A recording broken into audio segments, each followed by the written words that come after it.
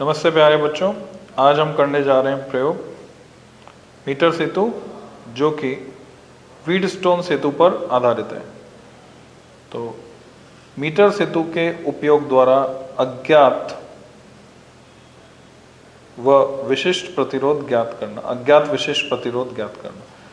तो एक प्रतिरोध तार तुमको दिया जाएगा, जैसे कि तुम देख सकते हो। ये उपकरण जो है, ये मीटर सेतु, उसका सेटअप लगा हुआ है यहाँ पर।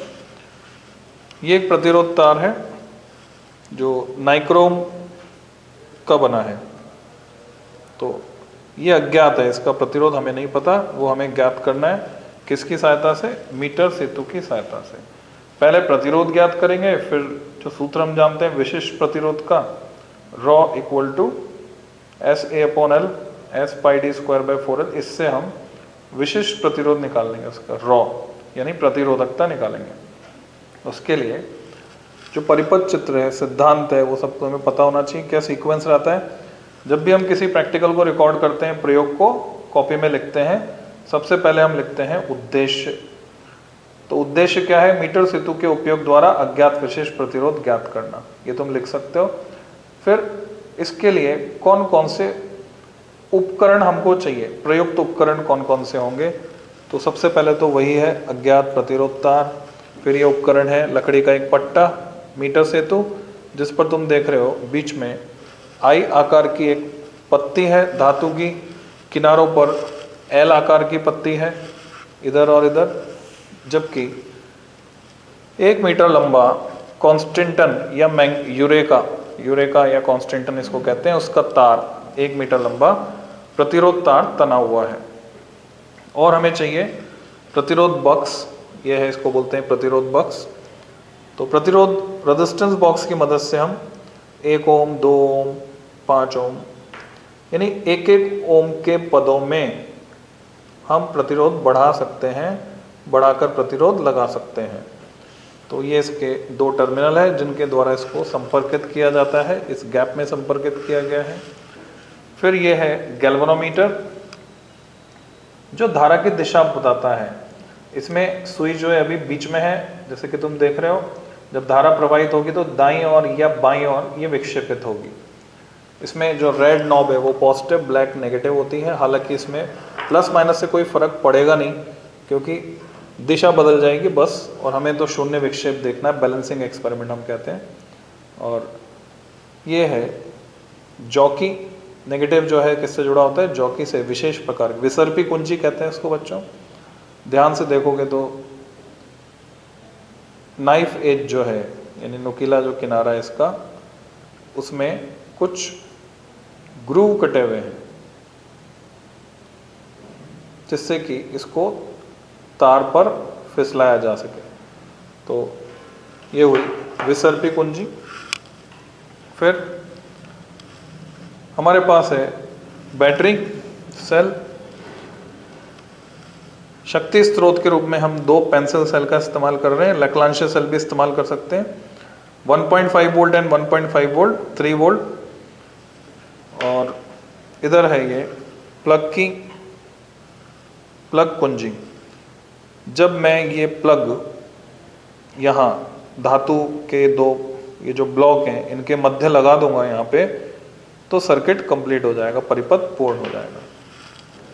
तो परिपथ को कैसे जोड़ना होता है वो तुम्हें आना चाहिए। जब हम परिपथ को जोड़ते हैं तो सामान्यतः हम क्या करते हैं, जो भी तार है, संयोजी तार, इसको हुक के रूप में मोड़ते हैं आगे से, ऐसे हुक के रूप में मोड़ा इसको, और जहाँ पर जोड़ना है वहाँ संयोजी पेच उसको ढीला करके बीच में फंसा देते हैं और फिर वहाँ से टाइट कर देते हैं। इस प्रकार से सारे कनेक्शन हम इसमें बनाते हैं। कनेक्शन इस प्रकार का होना चाहिए, खींच कर देख लें उसको हम कि वो तार वहाँ पर जुड़ जाना चाहिए। तो खींच कर सुनिश्चित कर सकते हैं कि तार जुड़ा है या नहीं जुड़ा है। परिपथ एक बार बन गया, कैसे बनाया है तुलना कर सकते हो तुम बच्चों। ऊपर जो दिख रहा है वो व्हीटस्टोन सेतु है। तुम यूँ मान लो कि बिंदु ए और बिंदु सी यहाँ पर जैसे तो हिंज लगे हैं और जैसे झूला होता है, मैंने इसको घुमाया, डी चले गया ऊपर और बी आ गया नीचे। तो ऐसी स्थिति में इसकी तुलना सीधे सीधे तुम इससे कर सकते हो। यदि डी ऊपर है तो ये डी बिंदु है जिससे कुंजी के द्वारा गैल्वेनोमीटर जुड़ा है, तो तुम देख रहे हो डी से गैल्वेनोमीटर और विसर्पी कुंजी।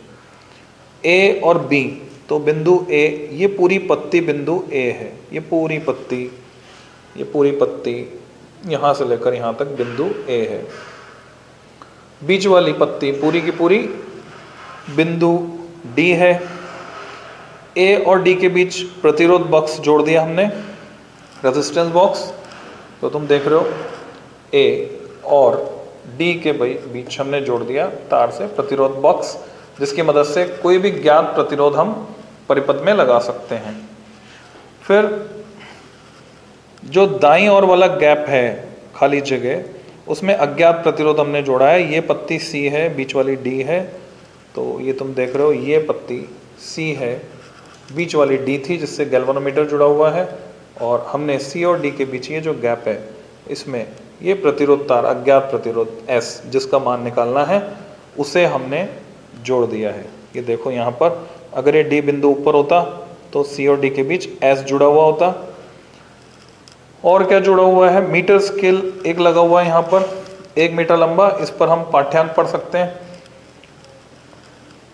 फिर बैटरी है, बैटरी का धन सिरा हमने जोड़ा है ए पर, तो ये देखो बैटरी का धन सिरा ए पर, बैटरी का ऋण सिरा कुंजी के द्वारा इसको जोड़ा गया है बिंदु सी पर।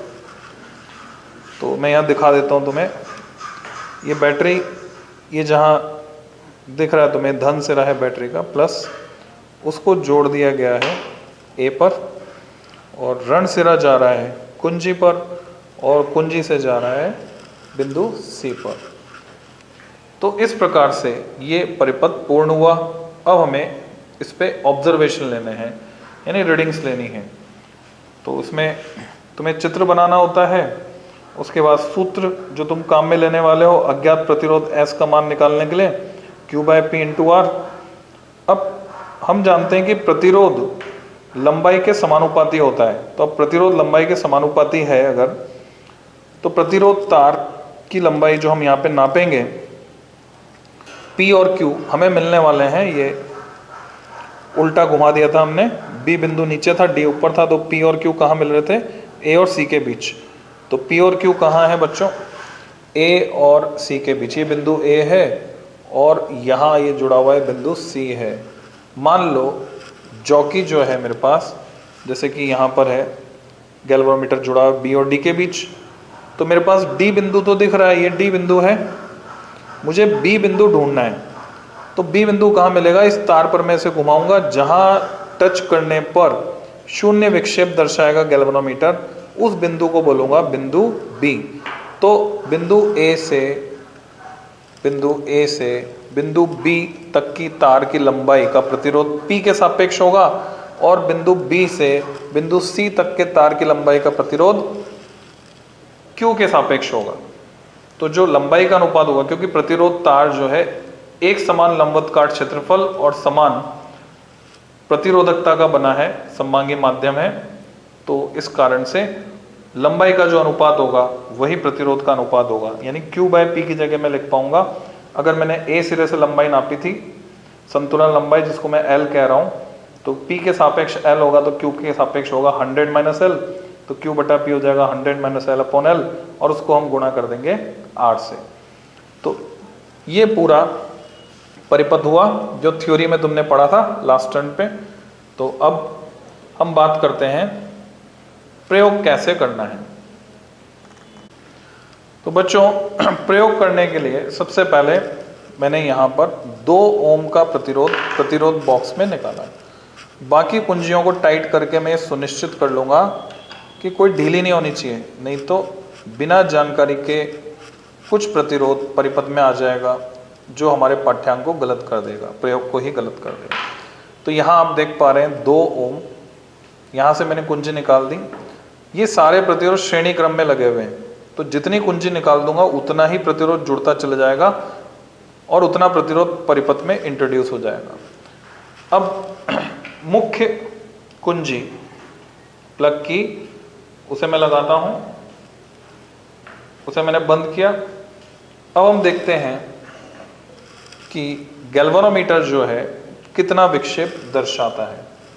तो गैल्वेनोमीटर में विक्षेप देख सकते हैं। सिरे ए पर मैंने टच किया जॉकी को, विक्षेप आ रहा है बाईं तरफ, और सिरे सी पर अगर मैं टच करता हूं जॉकी को, विक्षेप आता है दाईं ओर फुल स्केल जैसे ही टच करता हूं। ऐसा ही होना चाहिए था, यानी परिपथ सही से काम कर रहा है। एक सिरे की तरफ विक्षेप एक और, दूसरे सिरे की तरफ विक्षेप दूसरी ओर। इसका अर्थ यह हुआ कि कहीं ना कहीं शून्य विक्षेप की स्थिति आएगी बीच में, और वही शून्य विक्षेप की स्थिति हमें ढूंढनी है। तो ये जो प्रेक्षण सारणी है, क्रम संख्या 1 2 3 4, 4 पाठ्यांक हमें लेने होंगे। यहाँ आर का मान आ जाएगा, तो 2 ओम 3 ओम 4 ओम 5 ओम के लिए हम पाठ्यांक ले सकते हैं। एल या पी के स्थान पर संतुलन लंबाई आ जाएगी, जो भी पाठ्यांक आ रहा है वो भरेंगे, क्यू का मान उसी से निकल जाएगा 100 - एल, उससे एस का मान आ जाएगा, और फिर हम मीन निकाल लेंगे। मान लो एस मीन आ जाता है 4 ओम।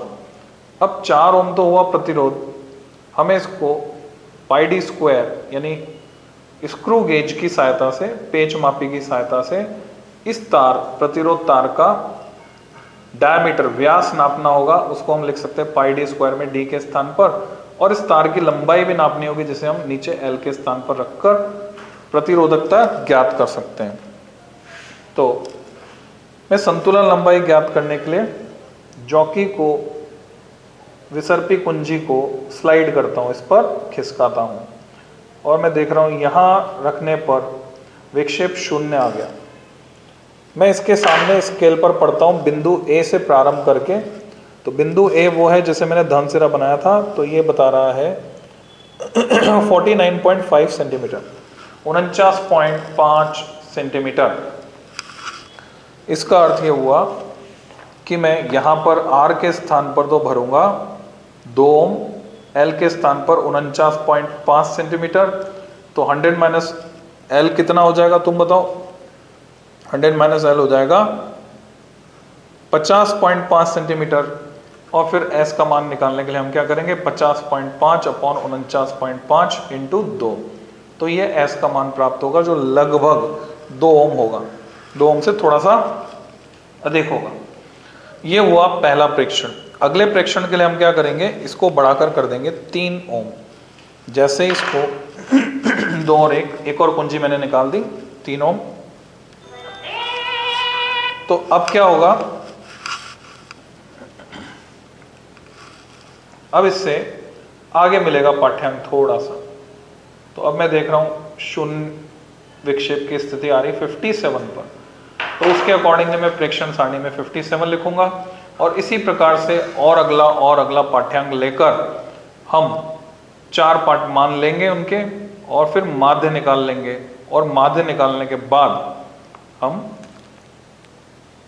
तार की लंबाई नापेंगे। तार की लंबाई नापने के लिए इस तार को खोलना होगा, यहाँ से खोलकर इस बात का ध्यान रखना होगा कि जो हुक बनाने में लंबाई काम आई उसका प्रतिरोध परिपथ में नहीं जुड़ता है। इसको पूरा खींचेंगे, इसमें कोई मुड़ा तोड़ा हिस्सा नहीं होना चाहिए। स्केल पर लगाकर इसकी लंबाई नाप लेंगे। जैसे इसकी लंबाई आ रही 25 सेंटीमीटर, तो एल की जगह मैं 25 सेंटीमीटर लिखूंगा, और इसका जो एरिया ऑफ क्रॉस सेक्शन है, यानी लंबवत काट क्षेत्रफल मुझे निकालना था, जिसके लिए मैंने व्यास नापा। व्यास किससे नापेंगे? पेच मापी की सहायता से। तो वो उपकरण मैं बाद में कभी तुम्हें दिखाऊंगा। पेच मापी से हम इसका व्यास नाप सकते हैं। सामान्यतया व्यास लैब में तुम्हें दे दिया जाता है कि व्यास इतना है करके, और फिर हम उससे निकाल सकते हैं प्रतिरोधकता। तो इस प्रकार से बच्चों ये मीटर सेतु का प्रयोग तुम्हारा होगा। धन्यवाद।